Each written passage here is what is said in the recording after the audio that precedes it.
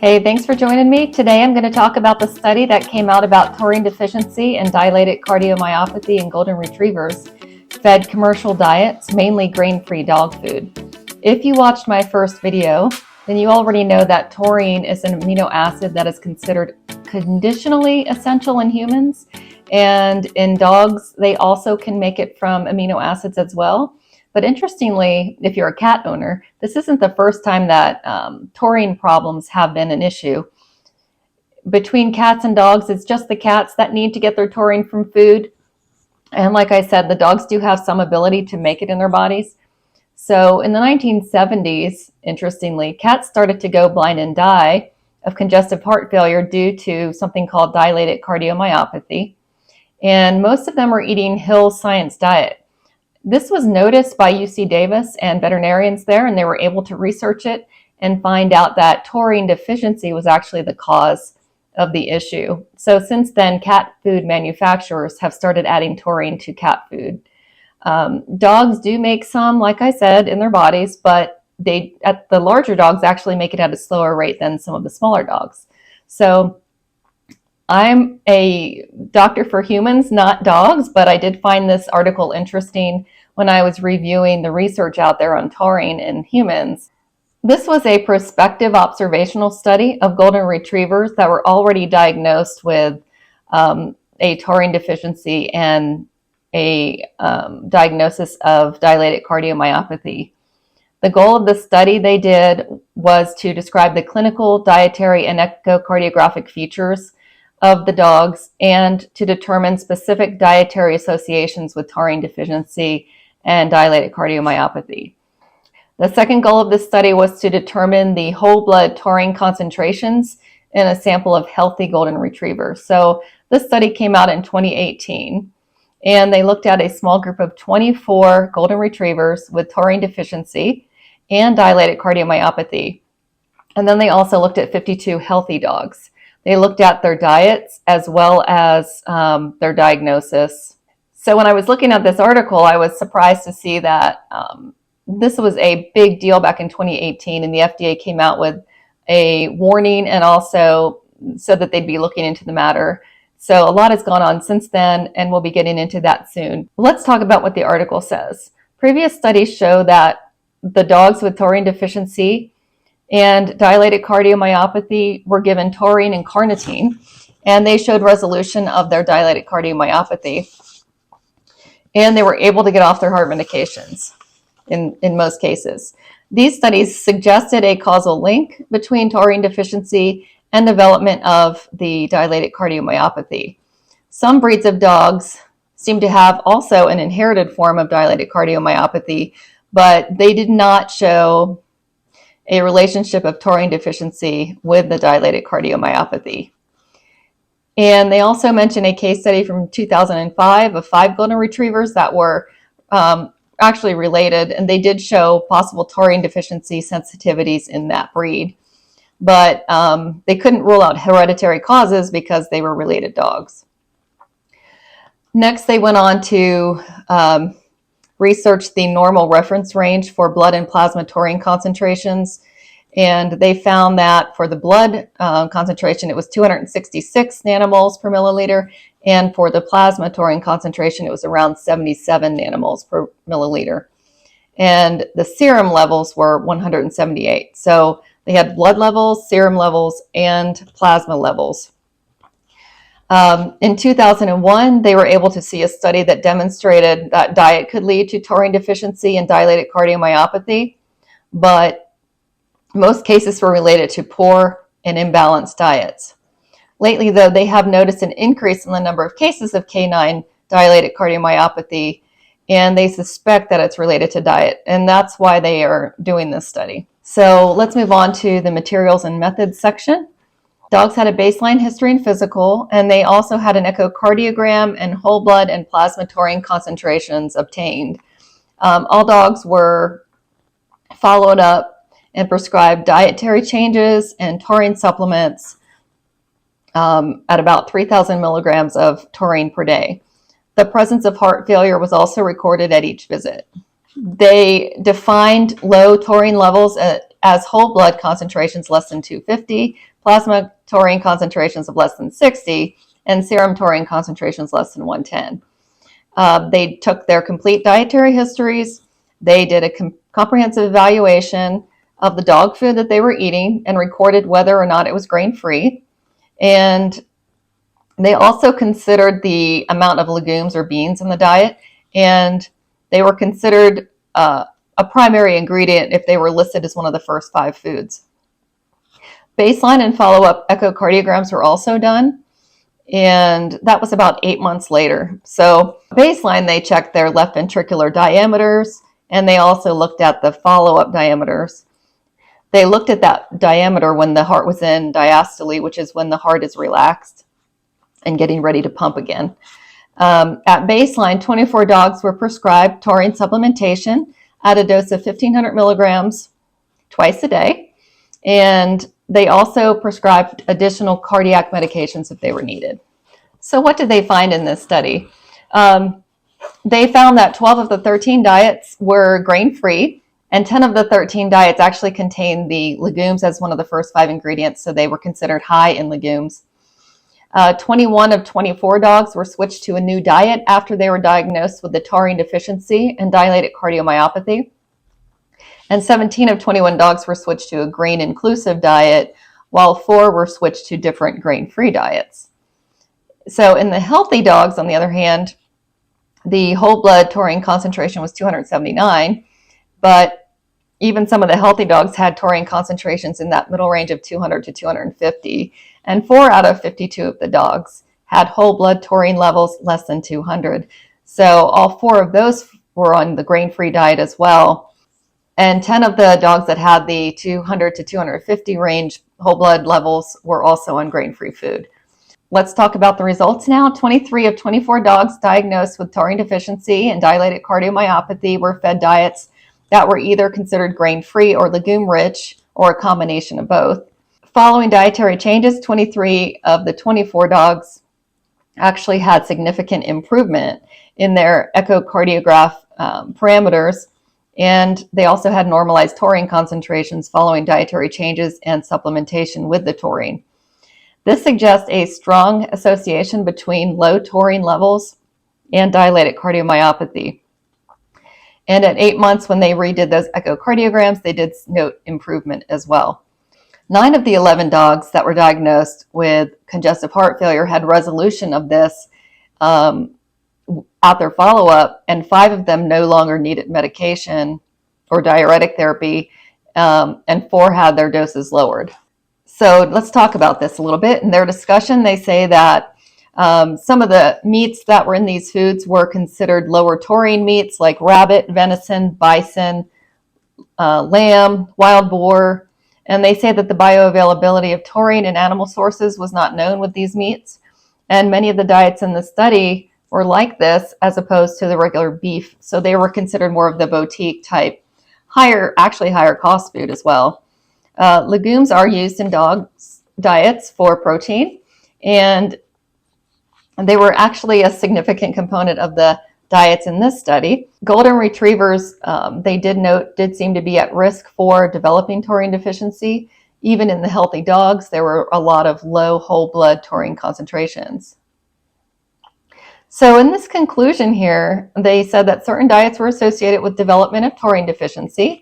Taurine deficiency and dilated cardiomyopathy in golden retrievers, they did go on to say, was probably considered to be multifactorial, including diet, but also metabolic and genetic factors. Limitations to the study was that the medical therapies were not standardized because these dogs were all seeing different veterinarians and that therefore had different treatment approaches. Supplement with both taurine and carnitine was recommended, so it was hard to say which one played more of an important role in this, in the development of dilated cardiomyopathy. They did say that larger studies need to be done. And so when this article came out, there was actually a huge uproar, like I mentioned, with the FDA putting out a warning and then also wanting to investigate this further. And there was definitely an uproar on social media as well, with people taking one of two camps against grain-free or not grain-free dog food. So this also prompted a nutrition group and a veterinary cardiologist group along with UC Davis to put some guidelines out there to help pet owners evaluate the diet that your pet was eating, and if it was a boutique diet or that was grain-free or had exotic meats in it, to consider dietary changes, and then also talk to your veterinarian about it. And if you're concerned about what you're feeding your dog, watch for signs of heart disease such as weakness or fatigue, slowing down, coughing, actually fainting, or trouble breathing. And then that's actually similar to the symptoms we see in humans that have congestive heart failure as well. You might also notice a heart murmur, that sort of thing. So it was something that the veterinarian should be looking for. And also you could ask your veterinarian to check the taurine level. And they also recommended that if the dog actually did develop dilated cardiomyopathy, that it was a good idea to check that taurine level. And also they wanted the veterinarians to report their findings to the FDA about it and to make changes to the diet considering what the veterinarian has recommended. And then also ask the veterinarian to supply you a guideline on the dose for taurine to supplement if needed. And then also possibly go to see your cardiologist, your vet's cardiologist. So again, these were all put out there based on the study of literally only under 100 dogs. And so since that time, I was curious at that point to see what has been done since then. And, I still see grain-free dog food on the shelf. So what research has been done since 2018, and also has this been proven to be something that is a bigger concern than we thought, or is it something that was actually anecdotal? And only the existence of new studies were going to help to answer that question because, like I said, it was a small study size. So you really need a large sample group. Another veterinarian put out a post back in 2018 that actually said that it wasn't just grain-free dog food, but boutique dog food and the exotic ingredients that showed the apparent link, and that there was possibly something else in the food that was causing the problem. And she also said where she worked, there were the low taurine levels were usually not found that often in dilated cardiomyopathy. She said that there were 3 types of dogs that had dilated cardiomyopathy. There were the kind that had dilated cardiomyopathy and normal taurine levels. There were the kind that had genetically predisposed dilated cardiomyopathy. And there was also the third class, which was the dilated cardiomyopathy with the taurine deficiency, which was the least common form they saw at their vet hospital. She also went on to say that raw and homemade diets were not safe alternatives. But I did also see that there are veterinarians out there that do prescribe homemade raw diets that actually have put out cookbooks and that sort of thing to help people navigate that. And I think as long as it's something that's veterinarian approved, that is something to consider once you make sure your dog's getting all those vital nutrients. But that was just her opinion on the matter, and obviously other veterinarians have a different opinion. She did recommend switching to a different food if they were actually eating one of the boutique styles of exotic or grain-free, and to talk to your veterinarian. I think the real concern is that veterinarians think that if they approve homemade diets, that people are going to just give their dog pretty much anything that they're eating and not have any consistency or make sure that their dogs are getting the nutrients they need. So this is a book that I've been looking at lately, Real Food Diet by a Veterinarian. And this is what I'm currently just trying out with the animals to see how they do with it and see if I notice any difference in their energy and weight and that sort of thing. So it's full of raw food as well as fruits and vegetables and nutrients and different vitamins and minerals that I have to add. But I do think it's something to look into. And we also know that those freeze-dried foods over the counter as well as raw foods are something that are up and coming right now and seem to have a lot of beneficial nutrition as well. So let me talk about the studies that have come out since then. In the Frontiers in Animal Science in March 2022 of this year, they did a retrospective study that showed something interesting, actually. When you look at the sales of grain-free dog food from 2011 to 2019, there was no significant correlation between the national dilated cardiomyopathy incidence rate in relation to this huge increase in sales. So basically, although the sales of grain-free food increased dramatically, there was no dramatic rise in the number of reported cases of dilated cardiomyopathy. In other words, by 2019, it was estimated that grain-free foods comprised about 25% of the pet food U.S. market, but we didn't see a 25% increase or anything near that in the dilated cardiomyopathy cases in the past 12 years. They also looked at those dilated cardiomyopathy cases submitted to the FDA, where a subset of dogs had improved heart function after changing to grain-inclusive diet with or without the taurine. So they suspect some dietary factor in the development of dilated cardiomyopathy, not just from low taurine. And what else have we learned from the research? One study fed dogs one of 3 dog foods called grain-free, but contained different carbs and protein sources. And feeding these different grain-free foods did not affect blood taurine levels or plasma levels. Dogs were fed either plant-based food with peas or animal protein for 12 weeks, and the dogs fed the peas actually had a higher plasma level taurine than those eating the more traditional food. One study in the Journal of Animal Science in 2021 used a green lentil diet, and beagles were actually fed a 45% green lentil diet versus chicken for 3 months, and that's a pretty high amount of lentils.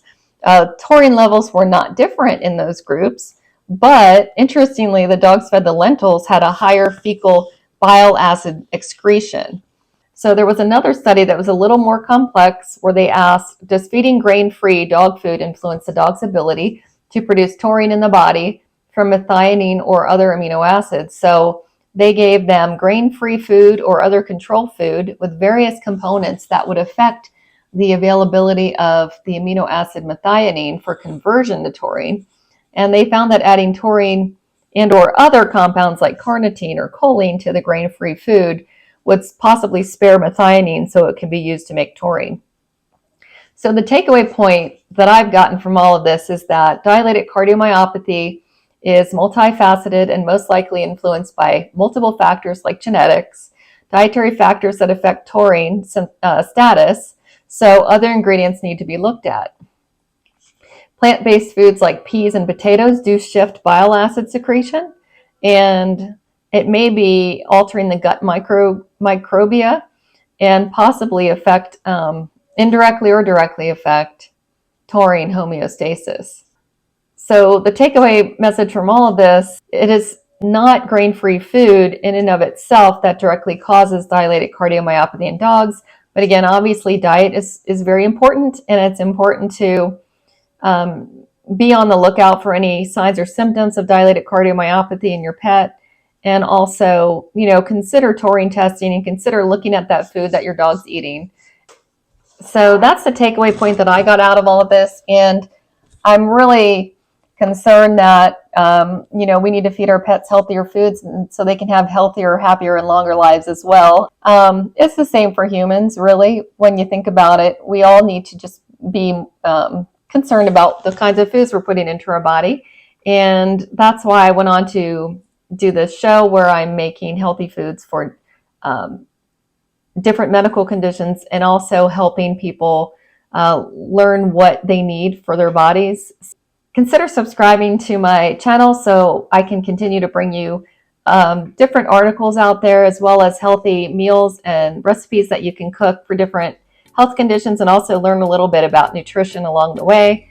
As a physician, we didn't really have a whole lot of training on nutrition, so I did read a lot on my own ever since I've been in middle school practically. I've always been interested in nutrition. So there you have it, and I hope to see you at the next White Coat discussion. In the meantime, check out my cooking videos, and maybe you can find something you'd like to make that's going to be not only delicious, but also very good for your body.